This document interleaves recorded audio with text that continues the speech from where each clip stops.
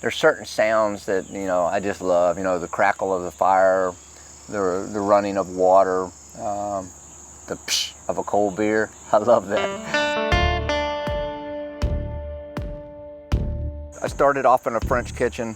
Getting in the kitchen with Chef Alon was just so, I felt at home there. And I met my wife, Leslie, and we got married, and eventually we started a catering company called A Sharper Palate. And eventually we grew that company to where we had so many employees that I wasn't cooking anymore. And I felt this need to like reconnect, to get a new culinary activity that would kind of like reconnect me with food and being a cook. Anyways, I got this barbecue pit. It got delivered from Georgia. My first approach was just pork butts. Lit this fire and seasoned these butts and put the meat on.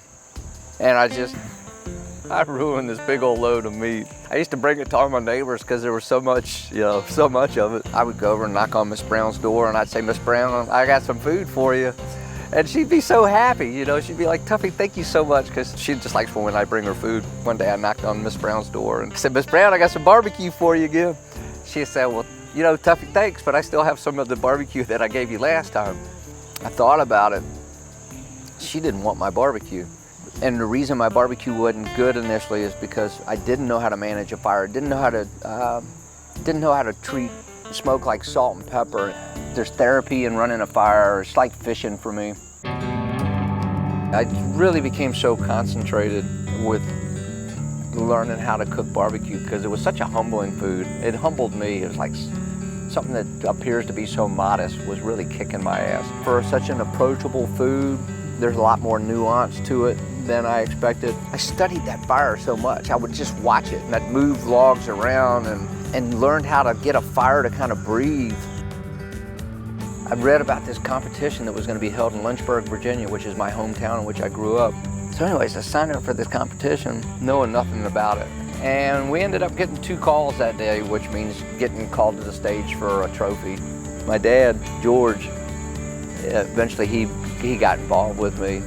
My dad, if he was here, he would tell you he feels like he's the luckiest dad in the world. So to have your dad say that's pretty amazing. We've had some good success on in competition barbecue, and we've driven all over the place and cooked in.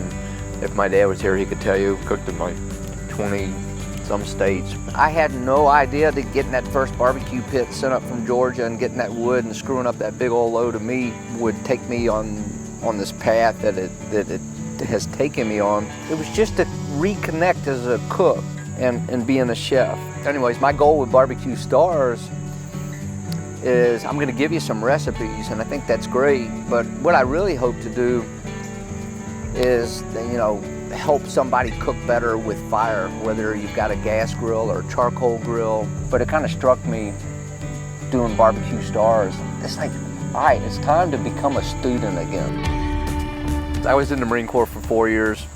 9 years ago, I got to go to Kuwait, and we cooked for 2 bases. And it was stressful and it was a lot of work. And there was 2 soldiers, and they were in those kind of old-timey classroom chairs, desks. And they kind of laid back and, you know, had their eyes kind of semi-shut, and you could tell that they were full and sated.